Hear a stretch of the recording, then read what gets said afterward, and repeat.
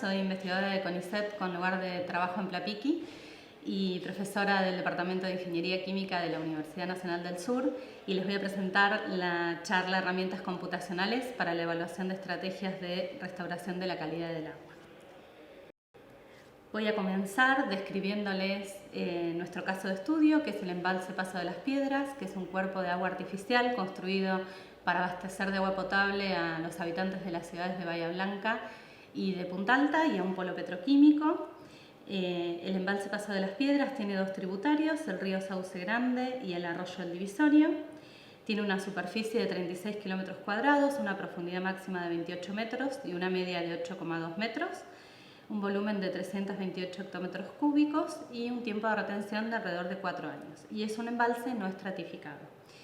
En él ocurren proliferaciones algales recurrentes, su estado es eutrófico y cuenta con una alta concentración de nutrientes como fósforo y nitrógeno que provienen de fuentes difusas, principalmente por actividades agrícolas-ganaderas. Este tipo de blooms, lo que ocurre con estos blooms es que se acumulan grandes cantidades, concentraciones de biomasa de algas, cuando voy a decir algas o fitoplancton como sinónimo durante la charla, y estos blooms generan diversos problemas.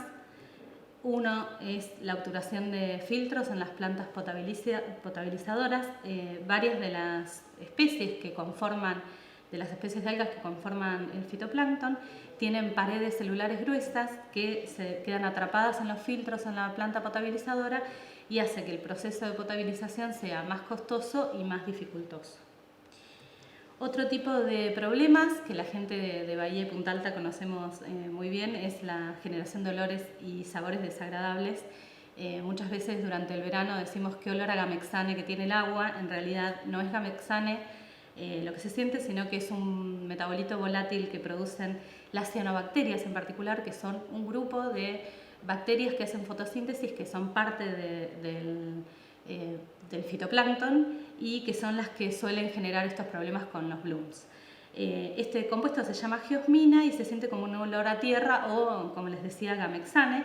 No son tóxicos, pero sí indican la presencia de cianobacterias en el cuerpo de agua. Otro metabolito que pueden producir son el 2-metil-isoborneol o 2-MIB, que tiene un olor a moho o a humedad.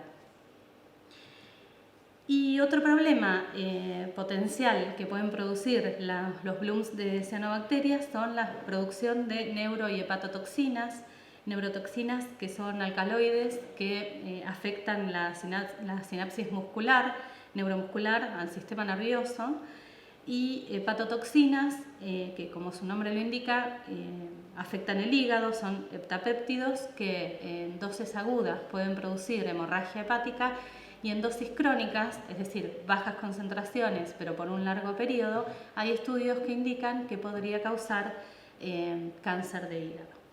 Estas, tanto las neuro como las hepatotoxinas y otro grupo de toxinas más, dermatotoxinas, pero bueno, acá indicamos por cuestiones de tiempo las más importantes, pueden ser producidas por las cianobacterias. No siempre se producen en ciertas condiciones y bueno, por supuesto que generan un riesgo para la salud tanto humana como del ecosistema. Y hay dos géneros de cianobacterias que son Microcystis y Dolichospermum, anteriormente llamado Anabaena, que están en el embalse Paso de las Piedras y en casi todos los embalses del país, que son potencialmente productoras de estas toxinas.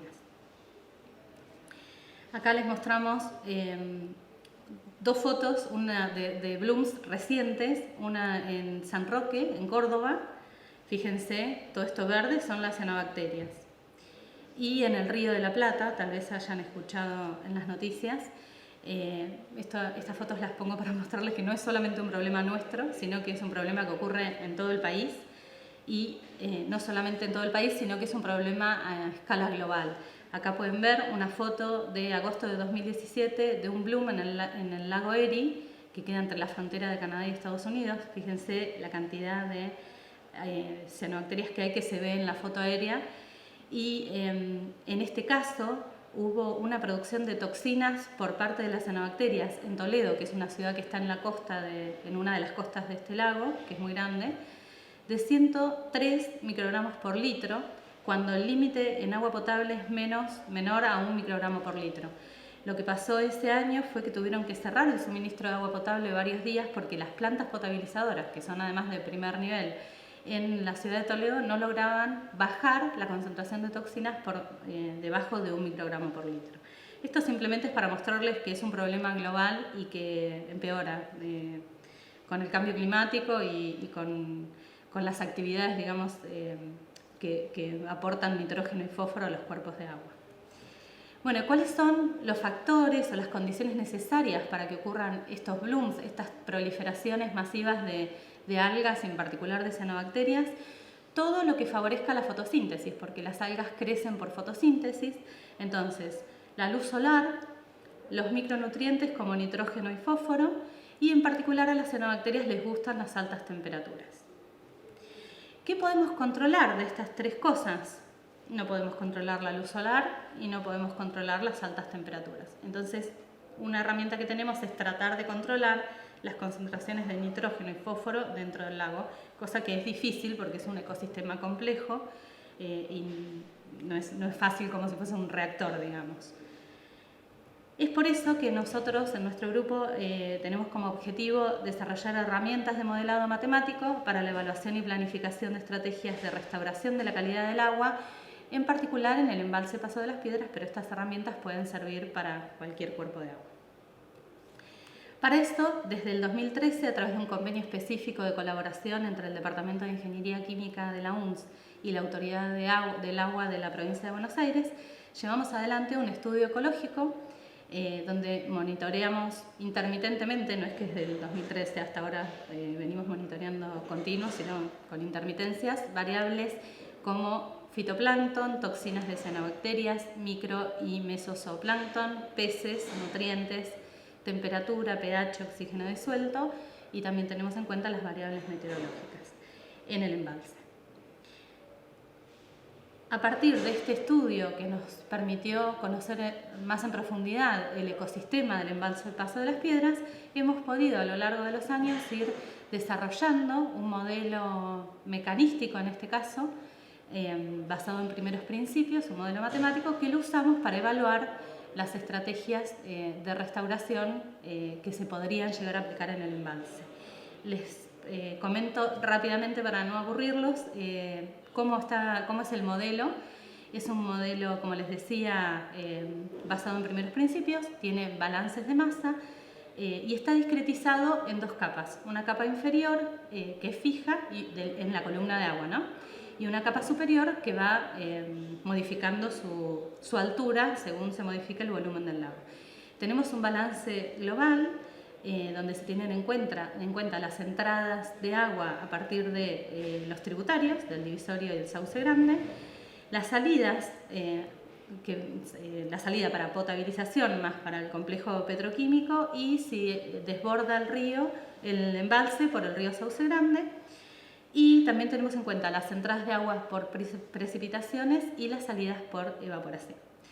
Entonces, este es el balance de masa global. Por otra parte, tenemos los balances de masa por componentes, que a través de este estudio ecológico que hemos hecho, hemos conocido, digamos, cuáles son las principales variables biogeoquímicas, y tenemos balances por componentes para la capa superior y para la capa inferior. Entonces, esto es, por ejemplo, la derivada de la concentración en la capa superior de cada uno de los componentes que se tienen en cuenta, que son varias especies de nitrógeno, nitrógeno inorgánico y orgánico, de fósforo, de carbono, cianobacterias, diatomeas, clorófitas, dinoflagelados, dos grupos de zooplancton que son cladóceros y copépodos, tres tallas de pejerrey, que hemos visto a través del estudio que es uno de los peces con mayor biomasa en el embalse, tres tallas de pejerrey y dos tallas de dientudo. Bien, y esto es, rápidamente en este balance, es las entradas por los tributarios, las salidas por las mismas salidas que les contaba anteriormente. Prestamos atención a este RUJ, a este término que tiene que ver con la generación neta de cada uno de estos componentes en el embalse. un término de intercambio entre las dos capas de cada uno de los componentes y en el caso de los balances de masa para la capa superior, un término que indica cómo va variando la altura de la capa. Entonces, ahora vamos a ver un poquito de detalle de estos R, de estos términos de generación neta.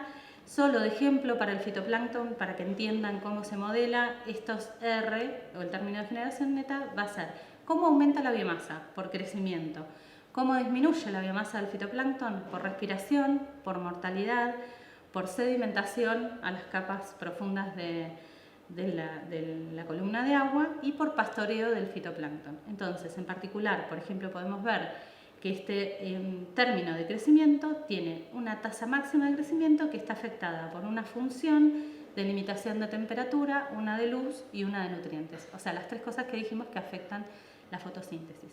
Bueno, y así cada uno de estos términos tiene cinéticas que tienen que ver con los procesos que ocurren en el embalse.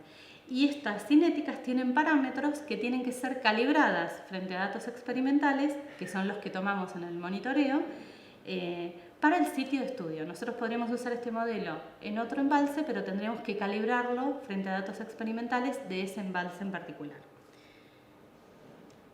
Entonces, una vez que tuvimos calibrado y validado el modelo, que es con un set de datos independiente, probamos ciertas estrategias de restauración. Una estrategia externa que se utiliza mucho es la construcción de humedales artificiales sobre los tributarios. En el marco de la tesis de Amira Siniscalchi se hizo un humedal artificial sobre el arroyo El Divisorio. La idea es desviar parte del arroyo al humedal. El humedal tiene plantas que actúan como biofiltros de nitrógeno y fósforo y una vez que pasan por el humedal vuelve al cauce el agua con menor carga de nutrientes. Es una forma de disminuir la descarga de nutrientes al embalse. Bien, nosotros lo que hicimos fue tomar los datos de, en este caso eran Senecio bonaerensis, la planta que se usó, esos datos, modelarlos, hacer un modelo similar al del lago, pero para los humedales, y lo que vimos es que si bien en 12 años, si bien baja la concentración de fosfato, que es el nutriente limitante en el lago, en la columna de agua, por ejemplo, para las cianobacterias, casi no hay cambios. ¿Por qué? Porque aunque baje un poco el fosfato en la columna de agua, sigue siendo muy alta la concentración y las cianobacterias siguen desarrollándose de la misma manera. Entonces, probamos otras estrategias que son internas, quiere decir que se aplican en el lago. Una de ellas es la biomanipulación, que ha sido aplicada en muchos lugares del mundo exitosamente y otras veces no tanto, principalmente por no conocer tanto el ecosistema. Básicamente la biomanipulación lo que se trata es de remover los peces zooplanctívoros, que en este caso nosotros a través de estudios de contenido estomacal de pejerrey supimos que son los principales peces zooplanctívoros del embalse, removerlos, sacar, digamos, pescarlo con redes, para aumentar la presión para disminuir, digamos, la presión de predación sobre el zooplancton, que el zooplancton es el que consume, el que pastorea sobre el fitoplancton. Entonces, al disminuir la cantidad de peces, aumenta la presión del pastoreo por el zooplancton, porque hay más zooplancton, y al haber más zooplancton, hay más control del crecimiento algal porque predan más sobre el fitoplancton. Eso lo modelamos y lo que pudimos ver es que en 2 años, acá obtenemos en violeta antes de aplicar la biomanipulación y en naranja después de la biomanipulación. Y vemos que aumentan las concentraciones de zooplancton, disminuyen sobre todo en el segundo año las concentraciones de fitoplancton, ¿sí? Esto sería en violeta el pico que habría sin biomanipulación y en naranja el pico, el perfil con manipulación. Lo bueno del modelo es que nos da el perfil de todos los componentes de todo lo que modelamos a lo largo del tiempo y que podemos correr distintos periodos de tiempo según lo que queremos. Y acá lo que podemos ver es que el modelo nos da los perfiles, ahora les voy a contar cómo, los perfiles óptimos de remoción, o sea, lo que hay que remover, cuánto, qué día y de qué talla nos dice el modelo para lograr que reduzca concentración de fitoplancton, ¿sí? Entonces, por ejemplo, esto es para la talla S1, que son los pejerreyes de 0 a 100 milímetros, y acá vemos en naranja cómo sería la cantidad de peces después de la biomanipulación, en violeta antes, y lo que vemos en azul es el perfil o la tasa de remoción de peces que tiene que haber para lograr un buen resultado. Lo mismo con S2, que es la talla que sigue, digamos, y con S3 que no está acá graficado. Recientemente probamos otra estrategia interna, que es la construcción de islas flotantes artificiales, que básicamente apuntan a lo mismo que los humedales artificiales en los tributarios, nada más que estos se construyen en soportes en el embalse.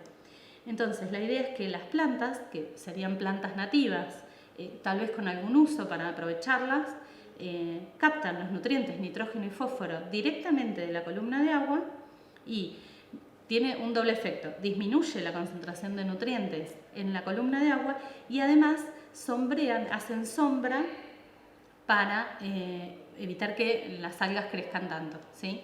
Entonces generan ciertos lugares donde va a haber sombra. Acá podemos ver los resultados. El fosfato en rosa tenemos sin la construcción de islas flotantes artificiales o humedales artificiales flotantes también se pueden llamar, y en azul con, y vemos cómo baja, que es bastante drástico la reducción de fósforo, de fosfato en particular, en la columna de agua. Acá tenemos fitoplancton sin la estrategia de restauración y con, que también vemos que baja drásticamente, y también vemos en particular en cianobacterias que hay una disminución notable. O sea que esta estrategia resultó ser bastante prometedora, al menos in silico. Cuando digo in silico me refiero a que es corrido con el modelo. Pero bueno, el modelo tiene en cuenta un montón de cotas y de datos que tienen que ver con el embalse, entonces nos indica que podría ser una buena estrategia. ¿Cómo hacemos? Yo les mostraba esos perfiles, por ejemplo, de remoción de peces. ¿Cómo hacemos para obtener esos perfiles? Lo que hacemos es, una vez que el modelo está calibrado y validado, plantear problemas de diseño y de control óptimo. Esto es, ponemos una función objetivo que en nuestro caso es, por ejemplo, minimizar la concentración de fosfato o de fitoplancton con distintos pesos, que eso lo podemos elegir nosotros, entre el valor actual y un set point que puede ser el límite, digamos, de eutrofización, ¿no? Entonces, se corre el modelo con esta función objetivo sujeto a todo el modelo, todas las ecuaciones del modelo que les mostré recién, que es un modelo que tiene ecuaciones diferenciales y algebraicas, por eso se llama DAE. Cotas, condiciones iniciales y cotas sobre todas las variables que modelamos. Eso es lo que le da un poco de la realidad, digamos, al problema, acotarlo, decirle entre cuánto pueden estar las concentraciones. Y después se pueden plantear, por ejemplo, para el caso de los humedales artificiales en los tributarios, una variable de diseño que serían grados de libertad que le damos al modelo, variables que el modelo puede mover para llegar a cumplir esa función objetivo, que serían, por ejemplo, el área de los humedales artificiales. Y nosotros le decimos hasta qué área dejamos que tome para construir esos humedales. Como tenemos integrado el modelo del lago y de los humedales, nos da áreas óptimas, digamos. Eso, y también una variable de control. Variable de control quiere decir que nos va a dar un perfil en el tiempo de lo que tiene que valer cada una de esas variables, que son las variables, digamos, ingenieriles, que uno puede modificar en el lago, ¿no? Que podría ser, por ejemplo, la fracción de los tributarios desviada a los humedales artificiales. Nos diría, como resultado de este problema de optimización, el área de los humedales y cuánto desviar de los tributarios a los humedales para lograr el mejor efecto posible. Por otro lado, por ejemplo, la tasa de la otra variable de control podría ser la tasa de remoción de peces zooplanctívoros de cada talla, ¿sí? Entonces agregamos un término en la ecuación de peces que es remoción, y eso también, entre límites que le ponemos, el modelo para lograr esa función objetivo va a ir eligiendo los perfiles en el tiempo. Y por último, lo que les contaba que probamos, que eran las islas flotantes artificiales, también sería una variable de diseño porque pusimos como grado de libertad el área cubierta, digamos, por estas islas flotantes en el embalse. Entonces, Teniendo un modelo bien calibrado, podemos hacer este tipo de problemas donde no manejamos a mano, digamos, las variables que serían ingenieriles, sino que el mismo problema nos dice cuáles son los óptimos para llegar a nuestro objetivo. Esto podemos probar de a una o podríamos probar todas juntas o combinaciones de estrategias. Acá hay implementadas 3 estrategias, pero podríamos implementar más. Bien, entonces como conclusiones, la disminución de la descarga externa de nutrientes, que sería lo de construir humedales artificiales, es indispensable para que el problema no empeore, el problema de eutrofización del lago no empeore, pero no suficiente. Entonces hay que combinarlo con alguna estrategia interna. Biomanipulación más humedales artificiales tienen juntas mejor efecto que lo de disminuir solo la descarga externa de nutrientes. Hace falta, por supuesto, todo esto probarlo. El modelo es una guía que nos dice para qué lado ir, digamos, pero todo esto después hay que probarlo experimentalmente, así que hace falta estudios in situ para evaluar experimentalmente el efecto de la remoción del pejerrey, podría ser en mesocosmos, por ejemplo. Después obtuvimos resultados prometedores con la aplicación in silico de las islas flotantes artificiales y ahora tenemos la necesidad de evaluar experimentalmente in vivo qué es lo que pasa. En el marco de la tesis de Laura Fritz, que es de nuestro grupo, vamos a hacer ensayos con distintas plantas nativas y vamos a calcular los índices de captación de nutrientes, de crecimiento, para poder hacer los modelos de estas islas flotantes. Y por último, es que estas herramientas de modelado matemático contribuyen a elaborar y planificar estrategias de restauración más eficientes y menos costosas. Es decir, en vez de estar años esperando para ver cuál sería el efecto de una biomanipulación, podemos usar este tipo de herramientas que no solamente nos dicen qué perfil, por ejemplo, de remoción de peces usar, sino que además nos dice qué pasa con el resto de las variables importantes del lago mientras aplicamos esas estrategias. Este es el grupo de trabajo, esta es gente que participa actualmente o que ha participado en algún momento del proyecto. Hay algunas personas que se han jubilado. Sobre todo la parte del estudio ecológico lleva especialistas de cada una de las comunidades, digamos. Y bueno, muchas gracias y cualquier duda o consulta nos pueden escribir a este mail.